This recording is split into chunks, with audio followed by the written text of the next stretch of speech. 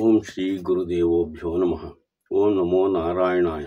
ಓಂ ನಮೋ ಭಗವತೆ ವಾಸುದೇವಾಯ. ನಮಸ್ಕಾರ. ಕಾಮಾಕ್ಷಿ ಅಸ್ಟ್ರಾಲಜಿಗೆ ನಿಮಗೆಲ್ಲ ಪ್ರೀತಿಪೂರ್ವಕ ಸ್ವಾಗತ. ಈವರೆಗೆ ಸಬ್ಸ್ಕ್ರೈಬ್ ಆದಂತಹ ಎಲ್ಲರಿಗೂ ನನ್ನ ಪ್ರೀತಿಯ ನಮಸ್ಕಾರಗಳು. ಇನ್ನೂ ಸಬ್ಸ್ಕ್ರೈಬ್ ಆಗಿಲ್ಲ ಅಂದರೆ ದಯಮಾಡಿ ಸಬ್ಸ್ಕ್ರೈಬ್ ಮಾಡ್ಕೊಳ್ಳಿ ಅಂತೇಳಿ ವಿನಂತಿ ಇಡ್ತಾ ಇದ್ದೇನೆ. ಕಳೆದ ಸಂಚಿಕೆಯಲ್ಲಿ ರಾಹುಕೇತುಗಳ ಫಲಗಳನ್ನು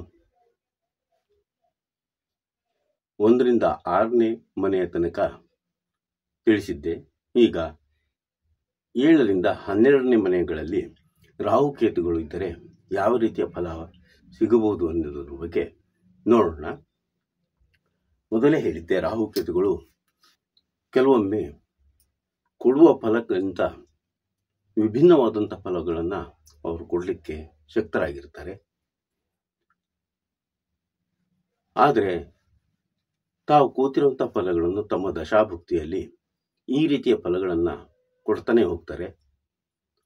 ಹಾಗೆಯೇ ಭುಕ್ತಿ ಮತ್ತು ಅಂತರ್ಭುಕ್ತಿಗಳು ಕೂಡ ಬೇರೆ ರೀತಿ ಹೇಳಿದಾಗ ಈ ಫಲಗಳು ಹೆಚ್ಚು ಅಥವಾ ಕಮ್ಮಿ ಆಗುವಂತಹ ಸಾಧ್ಯತೆ ಇರುತ್ತೆ.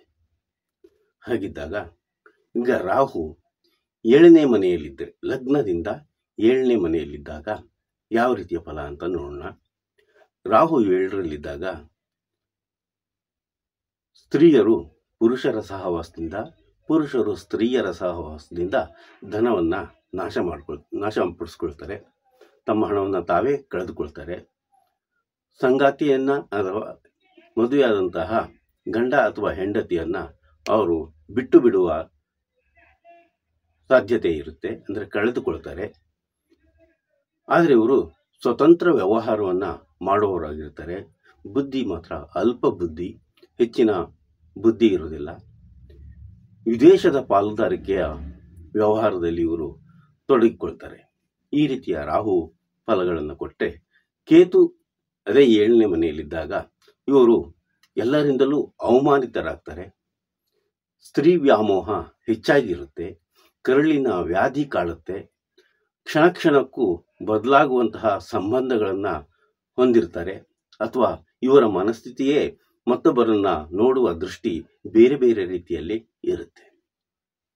ಇದೇ ರಾಹು 8ನೇ ಮನೆಯಲ್ಲಿದ್ದಾಗ ಅಲ್ಪಾಯುಷ್ಯವನ್ನು ಕೊಡ್ತಾನೆ. ಪೂರ್ಣ ಆಯುಷ್ಯವನ್ನು ಕೊಡೋದಕ್ಕೆ ಅವನು ಶಕ್ತನಲ್ಲ. ವಾತರೋಗ ಇರುತ್ತೆ. ಅಶುದ್ಧ ಕರ್ಮ ಕಾರ್ಯಗಳನ್ನು ಅವನು ಮಾಡುವವನಾಗಿರ್ತಾನೆ. ಸಂತಾನವೂ ಕೂಡ ಅಲ್ಪ ಮಟ್ಟಿನದ್ದಾಗಿರುತ್ತೆ.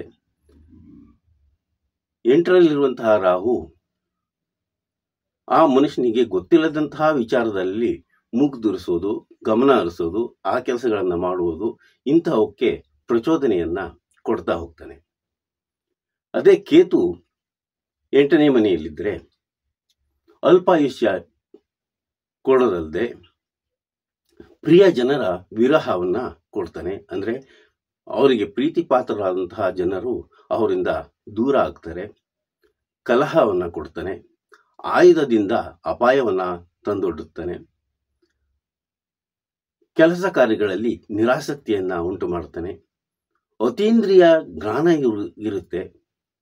ಜ್ಯೋತಿಷ್ಯ ಪಂಡಿತರು ಕೂಡ ಆಗುವ ಸಂಭವ ಈ 8ರಲ್ಲಿ ರಾಹು ಇದ್ದಾಗ, ಕೇತು ಇದ್ದಾಗ ನೀಡ್ತಾನೆ. ಈಗ 9ರಲ್ಲಿ ರಾಹು ಇದ್ರೆ ಆತ ಅವಿವೇಕಿ ಆಗ್ತಾನೆ. ದುರ್ಮಾರ್ಗದ ನಡೆ ನುಡಿಗಳು ಇರುತ್ತವೆ ಮತ್ತು ಮಾತುಗಳಲ್ಲಿ ಅತ್ಯಂತ ಬಿರುಸಿನ ಮಾತುಗಳು ಇವರಲ್ಲಿರುತ್ತೆ. ದರ್ಪದ ಮಾತು ಇರುತ್ತೆ. ಆಡಳಿತಾಧಿಕಾರಿ ಆಗ್ತಾರೆ. ಅಂದ್ರೆ ದೊಡ್ಡ ಹುದ್ದೆಯಲ್ಲಿ ಇವರು ಕೆಲಸ ಮಾಡುವವರಾಗಿರ್ತಾರೆ. ಕೆಲವೊಂದು ಸಾರಿ ಧರ್ಮ ಕಾರ್ಯ ಮಾಡುವಂತಹ ಧರ್ಮ ಬೋಧಕರೂ ಆಗಿರ್ತಾರೆ. ಉನ್ನತ ಜ್ಞಾನದ ಹಂಬಲ ಇವರಿಗೆ ಸದಾ ಇರುತ್ತೆ. ಕೇತು 9ರಲ್ಲಿದ್ದಾಗ ಪಾಪ ಕಾರ್ಯದಲ್ಲಿ ಆಸಕ್ತರಾಗಿರ್ತಾರೆ. ಪಿತೃ ಸುಖವನ್ನ ಕಳೆದುಕೊಂಡವರಾಗ್ತಾರೆ. ಅಂದರೆ ಬಾಲ್ಯದಲ್ಲಿಯೇ ಪಿತೃವಿನ ವಿಯೋಗ ಆಗುತ್ತೆ. ಆ ಪಿತೃವಿನಿಂದ ಸಿಗಬೇಕಾದಂತಹ ಸುಖ ಇವರಿಗೆ ಸಿಕ್ಕೋದಿಲ್ಲ. ಅಶುಭ ಫಲಗಳನ್ನು ಹೆಚ್ಚಾಗಿ ಕೊಡ್ತಾನೆ. ವಿಘ್ನಗಳು ಆಗಾಗ ಉಂಟಾಗ್ತಾ ಇರ್ತವೆ. ಆದರೆ ಅತ್ಯಂತ ಬುದ್ಧಿವಂತರಾಗಿರ್ತಾರೆ. ತಮಗೆ ಯಾವುದು ಸಿಗಲಿಲ್ವೋ, ಸಿಗದೇ ಇದ್ದರೂ ಬೇರೆ ಇನ್ನೇನಾದರೂ ಹುಡುಕಿ ಅವರು ತಮ್ಮ ಜೀವನವನ್ನು ಅತ್ಯಂತ ಸುಖಮಯವಾಗಿ ಕಳೀಲಿಕ್ಕೆ ಅಪೇಕ್ಷೆ ಪಡ್ತಾರೆ. ಆ ರೀತಿಯ ಸ್ವಭಾವವನ್ನು ಕೇತು 9ರಲ್ಲಿದ್ದಾಗ ಕೊಡ್ತಾನೆ. ಇನ್ನು 10ನೇ ಮನೆಯಲ್ಲಿ ರಾಹು ಇದ್ದರೆ, 10ನೇ ಮನೆಯಲ್ಲಿ ರಾಹು ಇದ್ದರೆ ಪ್ರಖ್ಯಾತ ವ್ಯಕ್ತಿಯಾಗ್ತಾರೆ. ಪರರ ಕೆಲಸಗಳನ್ನ ಮಾಡುವುದರಲ್ಲಿ ಹೆಚ್ಚಿನ ನಿರತರಾಗಿರ್ತಾರೆ. ಭಯವಿಲ್ಲದಂಥವರಾಗಿರ್ತಾರೆ. ಅಸಾಮಾನ್ಯ ವೃತ್ತಿ ಜೀವನ ಇವರು ಸಾಗಿಸ್ತಾರೆ. ಯಾವುದೇ ರೀತಿಯ ಭಯವೂ ಇಲ್ಲದೆ ಎಂಥ ಕೆಲಸಗಳನ್ನು ಕೂಡ ಯಶಸ್ವಿಯಾಗಿ ನಿಭಾಯಿಸುವವರಾಗಿರ್ತಾರೆ. ಅದೇ ಕೇತು 11ರಲ್ಲಿದ್ದಾಗ ಆ ವ್ಯಕ್ತಿ ತೇಜಸ್ವಿಯಾಗಿರ್ತಾನೆ, ಶೌರ್ಯವಂತರಾಗ್ತಾರೆ, ಪ್ರಸಿದ್ಧ ವ್ಯಕ್ತಿಗಳು ಆಗ್ತಾರೆ, ಬಹುಮುಖ ಪ್ರತಿಭೆ ಅವರಲ್ಲಿರುತ್ತೆ. ಈ ರೀತಿಯ ಫಲಗಳನ್ನು ಕೇತು ಕೊಡ್ತಾನೆ. ಈಗ 11ರಲ್ಲಿ ರಾಹು ಇದ್ದಾಗ ಯಾವ ರೀತಿ ಅಂತ ನೋಡೋಣ. 11ರಲ್ಲಿ ರಾಹು ಇದ್ದರೆ ಅತ್ಯಂತ ಶ್ರೀಮಂತರಾಗ್ತಾರೆ. ಸಂತಾನ ಭಾಗ್ಯ ಚೆನ್ನಾಗಿರುತ್ತೆ. ಆದರೆ ಕಿವಿ ರೋಗವನ್ನು ಕೊಡ್ತಾನೆ. ಕಿವುಡಾಗುವುದು, ಕೆಪ್ಪಾಗುವುದು, ಇನ್ನೇನೋ ವಿಪರೀತಗಳನ್ನು ಕಿವಿಯ ಭಾಗದಲ್ಲಿ ಆತ ಉಂಟು ಮಾಡ್ತಾನೆ. ಹೊಸ ಹೊಸ ಆವಿಷ್ಕಾರಗಳನ್ನು ಇವರು ಮಾಡುವವರಾಗಿರ್ತಾರೆ. ಅಂದರೆ ಯಾವುದೋ ರೀತಿಯ ಹೊಸ ವಸ್ತುಗಳನ್ನು ಕಂಡುಹಿಡಿಯೋದಾಗ್ಲಿ ಅಥವಾ ಹೊಸದೇನಾದರೂ ಇವರು ಮಾಡುವಂತಹ ಅವಕಾಶವನ್ನು ಹೊಂದಿರ್ತಾರೆ. ಅದೇ ಕೇತು 11ನೇ ಮನೆಯಲ್ಲಿದ್ದಾಗ ಧನವಂತರಾಗ್ತಾರೆ, ಸದ್ಗುಣಿಗಳಾಗ್ತಾರೆ, ಸಕಲ ಸುಖ ಭೋಗ ಅನುಭವಿಸುವವರಾಗಿರ್ತಾರೆ. ವೈವಿಧ್ಯಮಯವಾದಂತಹ ವಿಚಾರಗಳನ್ನು ಇವರು ತಮ್ಮ ಮನಸ್ಸಿನಲ್ಲಿ ತುಂಬಿಕೊಂಡಿರ್ತಾರೆ. ಸಾಕಷ್ಟು ಅವಕಾಶಗಳು ಇವರಿಗೆ ಹೆಚ್ಚಾಗಿ ಲಭಿಸುತ್ತವೆ. ಈ ರೀತಿಯಲ್ಲಿ ಕೇತು ಕೊಡ್ತಾರೆ. ಕೊನೆಯದಾಗಿ 12ನೇ ಮನೆಯಲ್ಲಿ ರಾಹು ಇದ್ದರೆ ಹೇಗೆ ಅಂತ ನೋಡೋಣ. ರಾಹು 12ನೇ ಮನೆಯಲ್ಲಿದ್ದಾಗ ಗುಪ್ತ ಕಾರ್ಯ ಮಾಡುವವರಾಗಿರ್ತಾರೆ. ಅಧಿಕ ಖರ್ಚು ಇರುತ್ತೆ. ಖರ್ಚಿನ ಕಡೆ ಅವರಿಗೆ ಗಮನವೇ ಇರಲ್ಲ. ಕಣ್ಣಿನ ತೊಂದರೆ ಅಥವಾ ದೃಷ್ಟಿದೋಷ ಉಳ್ಳವರಾಗಿರ್ತಾರೆ. ಜಾಣ್ಮೆಯಿಂದ ಎಲ್ಲ ಕೆಲಸಗಳನ್ನ ಮಾಡುವವರಾಗಿರ್ತಾರೆ. ಅಕಸ್ಮಾತ್ ಏನಾದರೂ ಬಂಧನಕ್ಕೆ ಸಿಲುಕಿದ್ದೇ ಆದರೆ ಉಪಾಯ ಮಾಡಿ ಆ ಬಂಧನದಿಂದ ಪಾರಾಗುವವರಾಗಿರ್ತಾರೆ.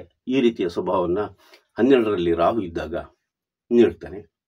ಅದೇ 12ರಲ್ಲಿ ಕೇತು ಇದ್ದ ಅಂತಂದ್ರೆ ಹೀನ ಕಾರ್ಯಗಳನ್ನ ಮಾಡುವವರು, ನ್ಯಾಯ ಬಾಹಿರವಾದಂತಹ ಕರ್ತವ್ಯಗಳನ್ನು ನಿಭಾಯಿಸುವವರು ಆಗಿರ್ತಾರೆ. ಕಷ್ಟ, ತೊಂದರೆ, ವಿಪತ್ತು, ಹಲವಾರು ನಷ್ಟಗಳು ಇವರಿಗೆ ಸಂಭವಿಸುತ್ತಲೇ ಇರ್ತವೆ. ಆದರೆ ಕೊನೆಯಲ್ಲಿ ಕೇತು ಇವರಿಗೆ ಮುಕ್ತಿಯನ್ನ ನೀಡುವವನಾಗಿರ್ತಾನೆ. ಈ ರೀತಿಯಲ್ಲಿ 12 ಮನೆಗಳಲ್ಲಿ ರಾಹು ಕೇತುಗಳು ಇದ್ದಾಗ ಸಂಭವಿಸುವ ವಿಚಾರಗಳನ್ನ ಈ ದಿನ ನಿಮ್ಮ ಮುಂದೆ ತಿಳಿಸಿದ್ದೇನೆ. ಈ ಫಲಗಳಲ್ಲಿ ಕೆಲವು ವ್ಯತ್ಯಾಸಗಳು ಕೂಡ ಆಗಬಹುದು. ಇನ್ನು ಕೆಲವರಿಗೆ ಈ ರೀತಿಯ ಅನುಭವ ಆಗದೆಯೂ ಇರಬಹುದು. ಕಾರಣ ಅವರ ದಶಾಭುಕ್ತಿಗಳು ಅವ್ರಿಗೆ ಕೆಟ್ಟ ಸಮಯ ಇದ್ದಾಗ ಮಾತ್ರವೇ ಇದು ಪ್ರಸ್ತುತವಾಗುತ್ತೆ. ಇಲ್ಲದೇ ಹೋದಲ್ಲಿ ಅವು ಗೌಣವಾಗುತ್ತವೆ. ಇದನ್ನ ತಾವು ಮನಸ್ಸಿನಲ್ಲಿ ಇಟ್ಕೋಬೇಕು ಅಂತೇಳಿ ಕೇಳ್ಕೊಳ್ತೀನಿ. ಈ ವಿಚಾರ ನಿಮಗೆ ಇಷ್ಟ ಆಯಿತು ಅಂತಂದ್ರೆ ಲೈಕ್ ಮಾಡಿ, ಶೇರ್ ಮಾಡಿ, ಸಬ್ಸ್ಕ್ರೈಬ್ ಮಾಡಿ. ಮುಂದಿನ ವಿಡಿಯೋದಲ್ಲಿ ಮತ್ತೊಮ್ಮೆ ಸಿಗೋಣ.